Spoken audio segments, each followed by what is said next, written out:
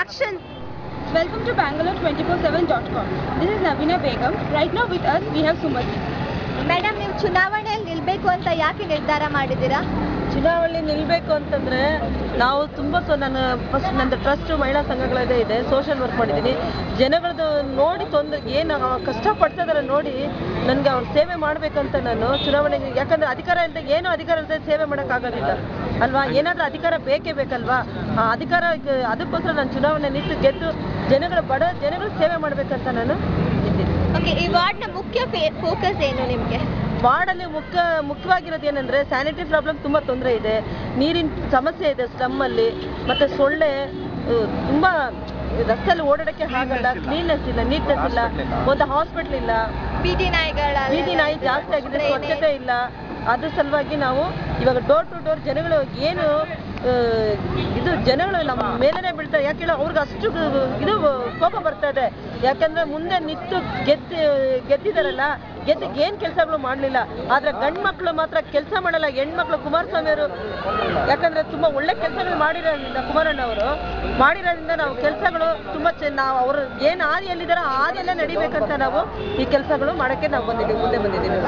ನಿಮಗೆ ಈ ವಾರ್ಡ್ನಲ್ಲಿರೋ ಎಲ್ಲಾ ತೊಂದರೆಗಳು ಗೊತ್ತಾ?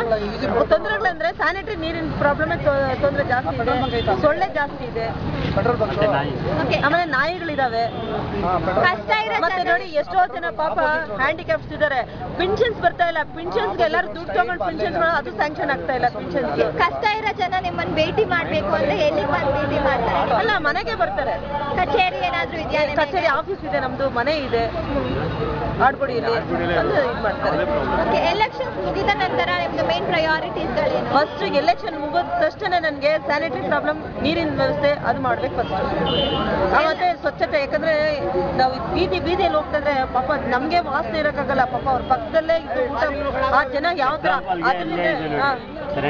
ಅದು ಫಸ್ಟ್ ಮಾಡ್ಬೇಕು ನಾವು. ಸ್ಯಾನಿಟರಿಗೆಲ್ಲ ತುಂಬಾ ಚಿಕ್ಕ ಪೈಪ್ ಹಾಕಿದ್ದಾರೆ, ನೀರಿನ ಪ್ರಾಬ್ಲಮ್ ಇದೆ. ನೀರುಗಳಿಗೂ ಅಷ್ಟೇ ಸಣ್ಣ ಸಣ್ಣ ಪೈಪ್ಗಳಾಗಿರೋದ್ರಿಂದ ದೊಡ್ಡ ಪೈಪ್ ಹಾಕಿ ನಾವು ನಮ್ಗೆ ಏನ್ ಸವಲತ್ತು ಸರ್ಕಾರದಿಂದ ಇದೆಯೋ, ಕಾರ್ಪೊರೇಷನ್ ಇಂದ, ಅದೆಲ್ಲ ಜನಗಳಿಗೆ ನಾನು ತಲುಪಿಸ್ಬೇಕಂತ. ಎಲೆಕ್ಷನ್ಗಿಂತ ಮುಂಚೆ ಎಲ್ಲ ರಾಜಕಾರಣಿಗಳು ವಿವಿಧ ಬಗೆಯ ಪ್ರಾಮಿಸ್ಗಳು ಮಾಡ್ತಾರೆ, ಆಮೇಲೆ ಜನರನ್ನೇ ಮರ್ತು ಹೋಗ್ತಾರೆ. ಅದು ಗಂಡ್ ಮಕ್ಳು ಮಾಡ್ತಾರೆ, ಹೆಣ್ಮಕ್ಳಿಗೆ ಯಾವುದೇ ಕಾರಣಕ್ಕೂ ಮಾಡೋದಿಲ್ಲ.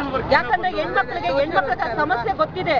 ಯಾಕಂದ್ರೆ ನೀರಿನ ಸಮಸ್ಯೆ ಅಷ್ಟೇ. ಬೆಳಿಗ್ಗೆ ಗಂಡ ಕೆಲ್ಸಕ್ಕೆ ಹೋಗ್ಬೇಕು, ಮಕ್ಕಳು ಸ್ಕೂಲ್ಗೆ ಹೋಗ್ಬೇಕು, ಅದು ಗೊತ್ತಿರುತ್ತೆ. ಲೇಡೀಸ್ಗೆ ಗೊತ್ತಿದೆ, ಹಾಗಾದ್ರೆ ಗಂಡ್ ಮಕ್ಳು ಗೊತ್ತಾಗಲ್ಲ. ಹೆಣ್ಮಕ್ಳಿಗೆ ಇನ್ನೂ ಒಂದು ಗೆದ್ದ ನಂತರ ಕೆಲಸ ಮಾಡಿಲ್ಲ ಅಂದ್ರೆ ರಸ್ತೆಯಲ್ಲಿ ಹೋಗಕ್ಕೆ ಅವ್ರಿಗೆ ಮಾನ ಮರ್ಯಾದೆನೂ ಹೆಣ್ಮಕ್ಳಿಗೆ ಇರುತ್ತೆ. ಯಾಕಂದ್ರೆ ಒಂದ್ ಮಾತು ಈಗ ಬೆರಳು ತೋರಿಸಿ ಬೈಬೇಕಂದ್ರೆ ಬೈಸ್ಕೊಳಕ್ ಇಷ್ಟಪಡಲ್ಲ. ಧರ್ಮ, ನ್ಯಾಯ, ನೀತಿ, ಧರ್ಮದಿಂದ ಹೆಣ್ಮಕ್ಳು ಕೆಲಸ ಮಾಡ್ತಾರೆ. ಕೊನೆಯದಾಗಿ ನಮ್ಮ ವೀಕ್ಷಕರಿಗೆ ಏನ್ ಹೇಳ್ಬೇಕು ಅಂತ ಇಷ್ಟಪಡ್ತೀರಾ? ನಾನು ಕೊನೆಯದಾಗಿ ವೀಕ್ಷಕರಿಗೆ ಏನ್ ಹೇಳ್ತಾ ಇದ್ದೀನಿ, ಎಲ್ಲಾ ಹೆಣ್ಮಕ್ಳು ಇನ್ನೊಂದು ಕುಮಾರಸ್ವಾಮಿ ಅವರು ಮಾಡಿರೋ ಕೆಲಸಕ್ಕೆ JDS ಪಕ್ಷ ನಮ್ದು 120 ಟಿಕೆಟ್ ನಾವು ತಗೊಳ್ತೀವಿ. ನಾವು ಹೆಣ್ಮಕ್ಳಿಗೆ ಎಲ್ಲರಿಗೂ ಗುರುತಿಸಿ, ನಮ್ಮ ಕುಮಾರಣ್ಣ ದುಡ್ಡಿರೋರ್ಗಂತೂ ಟಿಕೆಟ್ ಕೊಟ್ಟಿಲ್ಲ, ದುಡ್ಡು ಇಲ್ದೇ ಇರೋ ಹೆಣ್ಮಕ್ಳಿಗೆ ಎಲ್ರಿಗೂ ಟಿಕೆಟ್ ಕೊಟ್ಟಿದ್ದಾರೆ. ನಾವು ಕುಮಾರಣ್ಣ ನಡೆಯೋ ಹಾದಿಯಲ್ಲೇ ನಡೀತೀವಿ, ಕುಮಾರಣ್ಣ ಹೆಸರು ತರ್ತೀವಿ. ಅವ್ರಿಗೋಸ್ಕರ ನಾವು ಓಡಾಡಕ್ಕೂ ಸಿದ್ಧ, ಪ್ರಾಣ ಕೊಡಕ್ಕೂ ಸಿದ್ಧ. ಕುಮಾರಣ್ಣನ ಜೊತೆ ನಾವು ಜಯಶೀಲನಾಗಿ ನಾವು ಬರ್ತೀವಿ ಹೆಣ್ಮಕ್ಳು. ತುಂಬಾ ಧನ್ಯವಾದಗಳು.